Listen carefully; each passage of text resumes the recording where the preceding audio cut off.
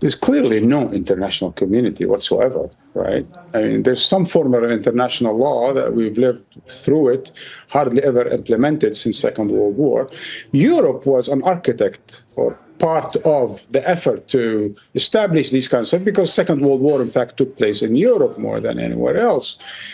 And so if we mean by the international community, Europe, the United States, Canada, Japan, and others, sort of the industrial, democratic, capitalist countries, then clearly they have been proving over the past 21 months to be incredibly hypocritical with, double standards to boot.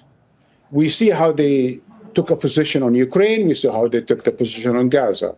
The same policies implemented by Russia were implemented by Israel, Putin, Netanyahu.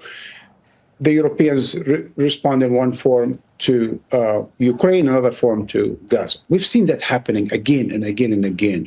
So clearly, Western nations are being totally hypocritical, but also totally undemocratic. Because Western public opinion, European public opinion, here in France, in Germany, in the UK, like absolute majorities or great majorities of people in the United States are taking the position that war has to stop. Their governments need to do something about it.